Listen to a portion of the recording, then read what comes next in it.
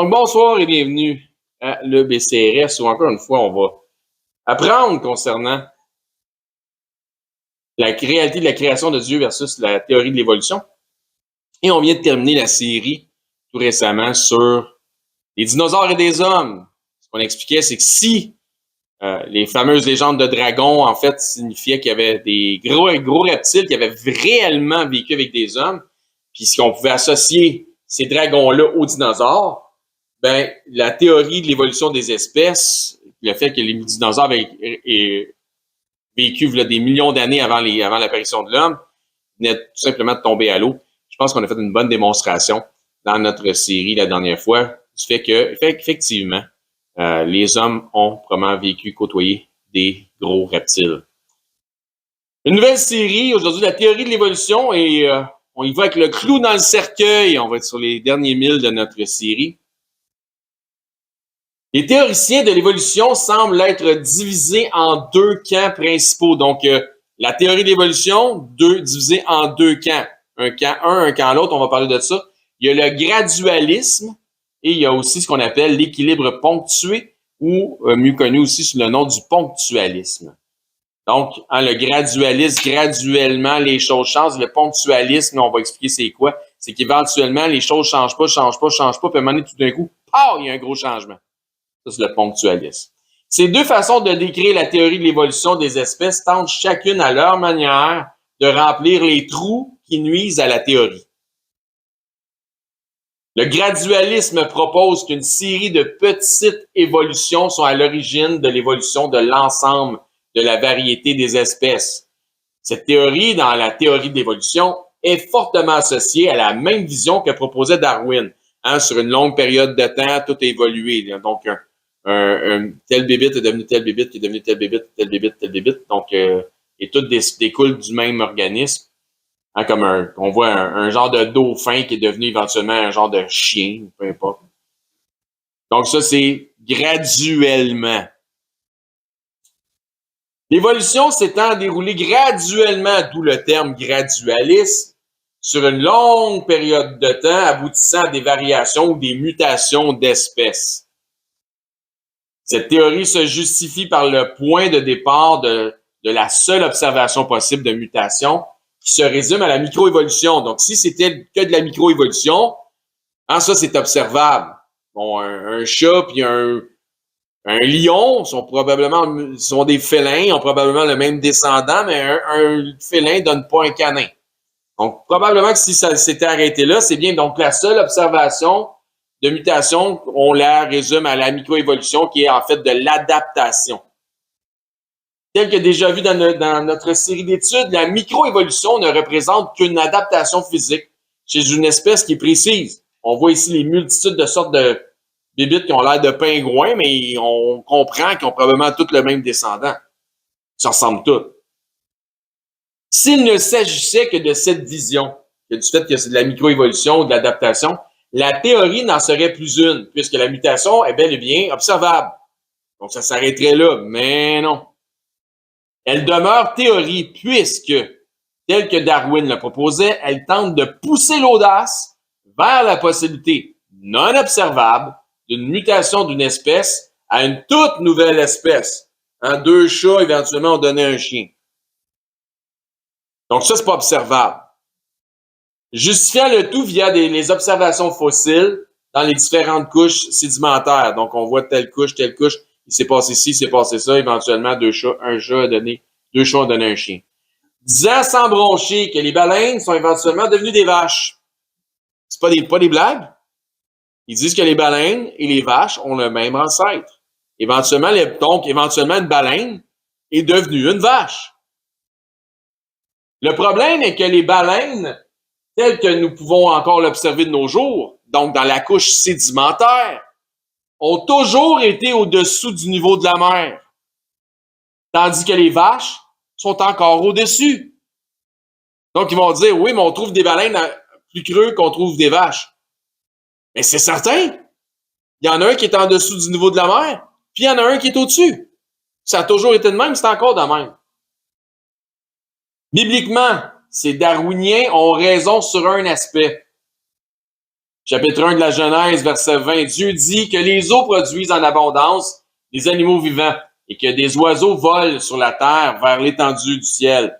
Il a 21, verset 21, première partie du verset, nous dit « Dieu créa les grands poissons et tous les animaux vivants qui se meuvent et que les eaux produisirent en abondance selon leur espèce. » Et après ça, verset 24, un peu plus loin, Dieu dit que la terre produise des animaux vivants selon leur espèce. Donc, les eaux ont produit des espèces. Maintenant, la terre produit des espèces, incluant du bétail, des reptiles, des animaux terrestres selon leur espèce. Et cela fut ainsi. Effectivement, donc ces darwiniens ont une raison à un point, c'est que les cétacés sont venus avant les bovidés. C'est le seul point, dans le fond, qui ont raison. Ainsi, le gradualisme lié à la théorie de l'évolution des espèces n'est rien d'autre que du darwinisme pur et dur, hardcore. Donc, le gradualisme lié à la théorie de l'évolution des espèces, c'est rien d'autre que ce que Darwin disait. Ils reprennent juste, ils continuent sur l'élan de Darwin. Autrement dit, dans les différents aspects de la théorie de l'évolution, Darwin, le père spirituel de cette religion, satanique, j'aimerais dire, serait aujourd'hui étiqueté comme étant un gradualiste. Donc, si Darwin était... Donc, comme il y a le gradualisme et le ponctualisme, ben, éventuellement, si Darwin était de ce monde maintenant, il serait un gradualiste. La théorie de l'équilibre ponctué, tendant davantage vers une forme de néo-darwinisme qui s'oppose subtilement au gradualisme. Donc, c'est une théorie qui s'associe un peu à Darwin, mais qui s'en va, qui se dissocie, veut pas, ou s'oppose au gradualisme. Donc, deux théories dans la théorie de l'évolution, qui une s'oppose à l'autre pour essayer de remplir les trous une comme l'autre. C'est fou, hein? On continue. Cette théorie, beaucoup plus moderne, donc qui fait partie du néo-darwinisme, tente de justifier les multiples chaînons manquants de la vision darwinienne qu'offre le gradualisme traditionnel. Bon, eux autres, ils se disent, c'est des scientifiques, là. Ils se disent, quand on regarde la théorie de Darwin, là, on sait scientifiquement qu'il y a plein de trous dans la théorie de Darwin. Darwin ne savait pas tout. Fait qu'on va essayer de remplir les trous par du néo-darwinisme qu'on va appeler l'équilibre ponctué, le ponctualisme. Donc, qu'est-ce qu'il y avait entre le singe puis l'homme? Pas trop sûr. Puisque la science moderne n'arrive toujours pas à justifier comment la baleine a pu donner naissance à une vache, la théorie d'évolution traditionnelle demeure avec une multitude de trous qui constituent ce qui est connu comme étant les chaînons manquants. Il n'y a pas de chaînon manquant, il n'y a juste pas de chaîne. Il n'y a pas de chaîne. Ça s'arrête là. La théorie de l'équilibre ponctué, donc le ponctualisme, admet qu'il n'y a aucun support observable dans le gradualisme. Donc, eux autres, ils disent, il n'y a pas de support observable dans le gradualisme que Darwin a amené. Donc, ça, c'est, vous suivez? Parfait. Ils admettent qu'il n'y a pas de support observable dans le gradualisme selon la variation des espèces, qui démontre qu'une espèce famille donnant naissance à une autre famille d'espèces. Il dit, on voit pas de graduation. On voit pas qu'éventuellement, comme le gradualisme l'exprime, on ne voit pas éventuellement qu'est-ce qu'il y avait entre la vache puis la baleine, la demi-vache, la demi-baleine. On le voit pas. On trouve rien de ça. Il aurait dû avoir quelque chose entre les deux. On n'en trouve pas. Donc, eux autres, ils admettent dans l'équilibre ponctué qu'il n'y a pas de entre-deux. Autrement dit, il n'y a aucune découverte archéologique qui démontre une progression ou une mutation possible des cétacés vers les bovidés. Il n'y a rien qui ne démontre qu'une vache et une baleine ont un ancêtre commun. Rien. Mais il faut croire ça si on veut croire à la théorie de l'évolution. Dans l'ensemble de la théorie de l'évolution, il n'existe aucune espèce transitionnelle. Il n'y a pas, on ne voit pas d'espèce entre les deux. La science moderne, ayant compris ce fait qu'il n'y a pas d'espèce transitionnelle, celle-ci aurait dû admettre la défaite de Darwin et de l'ensemble de la théorie de l'évolution des espèces. Ben, pensez-vous? Au lieu de s'avouer vaincu, voici qu'entre en jeu la théorie adaptative supplémentaire de l'équilibre ponctué. Donc, on se rend compte que c'était pas vrai, mais on arrive avec une nouvelle théorie pour faire du sens au lieu de s'avouer vaincu. Donc, cette théorie semble bien porter son nom puisqu'elle tente d'apporter une forme d'équilibre, hein, c'est pourquoi ça s'appelle l'équilibre ponctué, dans le chaos de la théorie de l'évolution. Donc, on essaie d'amener de l'équilibre là-dedans, mais c'est pas mal plus confondant qu'autre chose. Cette théorie propose une solution au problème des multiples chaînons manquants, en stipulant que l'équilibre de l'évolution des espèces vient sans doute de ponctuation ou de division spontanée. Donc, on ne voit pas d'intermédiaire entre une vache puis mettons, la baleine, parce qu'éventuellement, il est sorti une vache d'une baleine. Boum! Il n'y a pas d'entre-deux, il n'y a pas eu de progression, ça a été spontané. Elle l'a laissé sur le bord de la berge, c'est ça. Elle exprime l'idée que sur une longue période de temps, les espèces étaient ce qu'elles étaient et que de manière spontanée, donc la spontanéité, hein, éventuellement une espèce a donné naissance à une autre espèce. Hein. On voit un cheval là, qui prend soin d'un veau, puis on voit aussi un chat ou une chatte qui prend soin de souris. Donc, la mère chatte prend soin des souris, puis la mère cheval prend soin de son petit veau. Donc, hein, c'est ça la spontanéité. Vous comprenez-vous comment ça fait aucun sens? Donc, un marche pas, on sait que l'autre marche pas, mais on va arriver avec une autre théorie qui marche pas non plus, mais sur une longue période de temps, on peut dire n'importe quoi. La théorie des équilibres ponctués, aussi appelée le ponctualisme, tente de donner plus de sens au darwinisme en stipulant que l'évolution comprend de longues périodes d'équilibre tout en étant ponctuée de brèves périodes de changement importants. Donc, ça reste de même pendant longtemps, puis à un moment donné, pouf, une baleine donne naissance à une vache. Par un processus évolutif par lequel de nouvelles espèces vivantes se forment à partir d'ancêtres communs. Donc, c'est une autre mise en scène avec le fameux des millions d'années. Donc, c'est un autre conte de fées. Donc, on est passé de Cendrillon à la Belle au bois dormant. C'est tout simplement ça.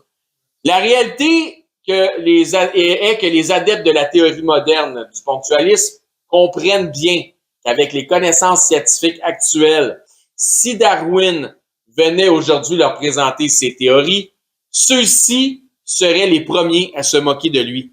Autrement dit, ils ont été influencés par le darwinisme pour étudier la théorie de l'évolution, mais si Darwin arrivait aujourd'hui avec les théories de base qui les ont motivés à étudier la théorie de l'évolution, ils se moqueraient de Darwin, tellement qu'ils connaissent des choses au niveau scientifique.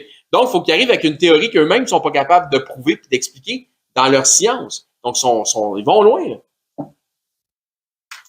Mais ils ne peuvent rejeter Darwin du revers de la main, car ce sont ces théories à Darwin qui les ont poussés à étudier l'évolution des espèces. Donc, s'il n'y avait pas eu Darwin, il n'en serait pas à Darwin 2.0. Il n'en serait pas à être capable de dire il n'y a pas raison, mais on va trouver une autre façon. On l'a suivi jusqu'à un bout, là, mais là, on va aller plus loin que lui. Nous sommes donc arrivés à l'ère du Darwin 2.0 ou le néo-darwinisme, qui dit représenter une extension de la théorie originale de Charles Darwin. La théorie du ponctualisme, au lieu d'accuser Darwin d'ignorance, le justifie par le fait que celui-ci n'avait pas les connaissances que nous avons aujourd'hui sur les mécanismes de l'hérédité, les mécanismes cellulaires, la biologie moléculaire, etc., etc., etc. Donc, au lieu de l'accuser, de dire c'est un ignorant, c'est pas bon, sa théorie, il le défend, il dit ouais, il savait pas tout, on en sait plus, mais on va inventer une nouvelle théorie. Autrement dit, Darwin était correct pour son époque, mais ne le serait pas pour la nôtre. Le problème est que c'est de Darwin qu'émerge l'ensemble de l'engouement pour toute cette folie évolutionniste. C'est un méchant problème. La résultante devrait être la suivante. Si Darwin avait tort, ainsi devrait mourir l'ensemble de la théorie de l'évolution darwinienne. Mais non, il continue quand même. Donc, on voit le livre d'origine des espèces de Darwin avec un gros F-. Si Darwin et le darwinisme étaient dans l'erreur par ignorance, ainsi donc le néo-darwinisme, né du darwinisme, cherche à justifier, donc on dirait que c'est eux autres la baleine puis la vache. Donc, c'est né du darwinisme, cherche à justifier cette ignorance et à continuer plus habilement dans la voie du mensonge. Donc, on va trouver d'autres façons de mentir pour pas avoir à rendre des comptes à un Dieu créateur. Donc, on voit un singe qui écrit en graffiti « Darwin ment ». Pour arriver à ce que la baleine devienne une vache, les théoriciens de l'évolution doivent nager dans un océan de suppositions imaginatives. On voit ici hein, la vérité qui englobe Darwin avec le fameux « Ichtouche », le poisson pascal, le poisson chrétien. Pour arriver à ce qu'un mammifère marin donne éventuellement naissance à ce qui deviendra un mammifère terrestre. Hein? Un mammifère marin donne naissance éventuellement à un mammifère terrestre. On doit supposer les éléments suivants. C'est pour ça que la convention évolutionniste, hein, il y a un nez de Pinocchio, les menteurs, on doit supposer un nombre important de degrés de dérives génétiques. On doit supposer, donc toujours dans un océan de suppositions, on doit supposer un nombre important de mutations. Ils ne sont pas rendus du jour au lendemain d'une baleine à une vache. On doit supposer un nombre important de causes aléatoires et de causes qui sont imprévisibles. On doit supposer un processus biologique de dérive des espèces d'origine. Encore une fois, un océan de suppositions. Encore, un nombre important d'interfécondité, un nombre important d'arrêt de l'interfécondité. Hein, ça peut-tu avoir des bébés ensemble? Ça peut plus avoir des bébés ensemble? Oui, mais si la vache est venue au monde par une baleine, mettons que c'est pas automatique, mettons qu'il y a eu d'autres choses. Là. OK, mais la baleine femelle a mis au monde une vache femelle. C'est quelle baleine autre femelle qui a mis au monde une vache mâle? Et où le papa ou la maman? En tout cas, ça fait aucun sens. Qu'est-ce qui vient en premier, l'œuf ou la poule? Donc, on doit aussi supposer un nombre important d'isolements reproductifs, donc une barrière terre et mer, surf and turf. Donc, un nombre important de niches adjacentes et une énorme diversité génétique qui se termine par les effets d'une consanguinité. À un moment donné, ça ne peut pas marcher. Ça n'a aucun sens, le ponctualisme. Donc, le ponctualisme, c'est les scientifiques qui disent que le gradualisme ou les théories de Darwin de base, pur et dur, n'ont pas de sens. Puis le gradualisme, quand tu le regardes, lui non plus, il n'a pas de sens. Fait que finalement, les deux théories n'ont pas de sens. Donc, la théorie au grand complet d'évolution ne fait aucun sens. Mais qu'est-ce qui fait du sens? Qu'un Dieu a créé tout en 6 jours de la création. Et comme on a un créateur puissant, il était là avant le temps, avant l'espace, avant la matière. Il est la cause à toutes ces choses-là. Et c'est lui qui a créé toutes choses. Et voilà, that's all, folks. Dieu voulant, on en reparle la semaine prochaine.